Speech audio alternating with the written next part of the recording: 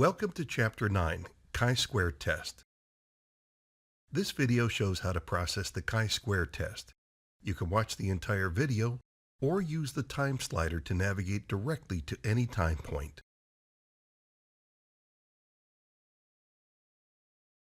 The chi-square test assesses the association between two categorical variables. Consider this example. Staff members are required to pass a 1-hour safety certification course. Each person can decide on the teaching method they prefer. They may opt to take the course in a classroom with a live instructor, or they can watch a pre-recorded tutorial video online. At the end of the session, each person is required to take a multiple-choice quiz and earn at least 80% to pass the course. Hence, this is pass-fail grading. Chi-square can determine if students in both groups, classroom and online, had the same pass rate, or if students in one group significantly outperformed the other. Suppose these are the results. 67.7% of the students who took the course in the classroom passed the course, whereas 45.9% of the students who took the course online passed. The chi-square also produces a p-value.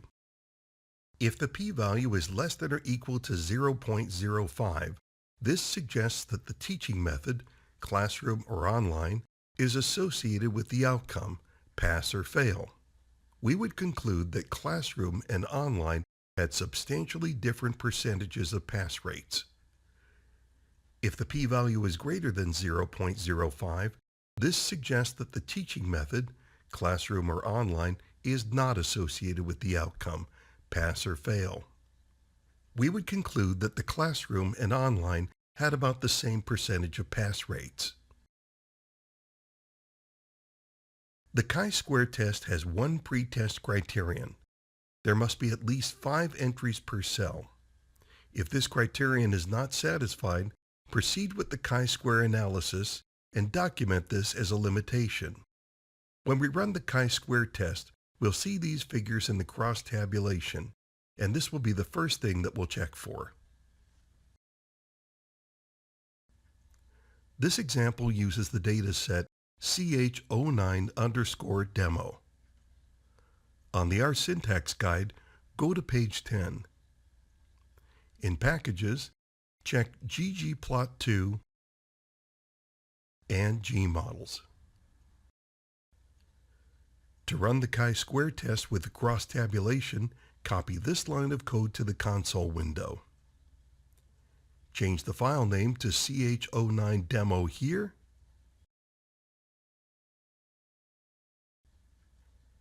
and here.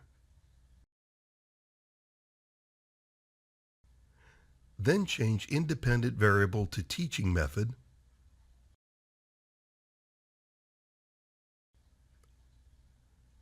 and change the dependent variable to outcome.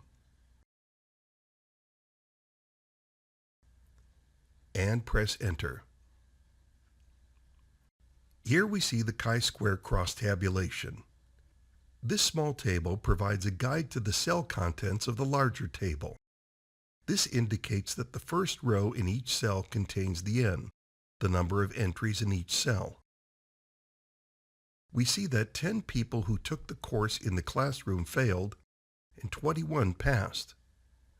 We also see that 66 of the people who took the course online failed and 56 passed. This is a total of 153. Since all of these n's are at least 5, the pretest criterion is satisfied. Next, we'll go to row 3 in each cell to gather the percentages. We'll begin here. To convert this number to a percentage, multiply it by 100, or just move the decimal place 2 spaces to the right.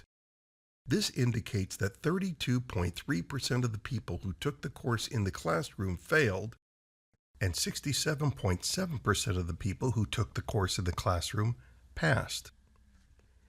Here we see that 54.1% of the people who took the course online failed, and 45.9% of the people who took the course online passed. Next, gather these percentages and assemble the table in a separate document. Also, pick up the p-value. Since the p-value is less than 0.05, this indicates that people who took the course in the classroom had a statistically significantly different pass rate compared to those who took the course online.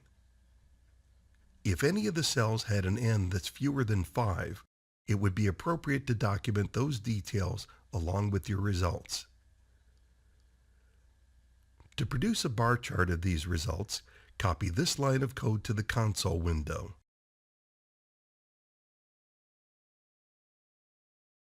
Change file name to ch09 demo.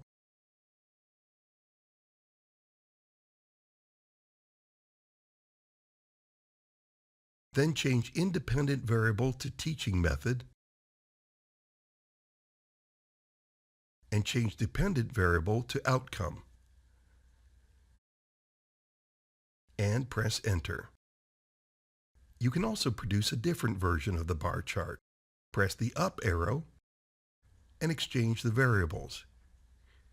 Enter outcome here and teaching method here. And press enter. Use whichever version of the bar chart that you feel is the clearest to understand.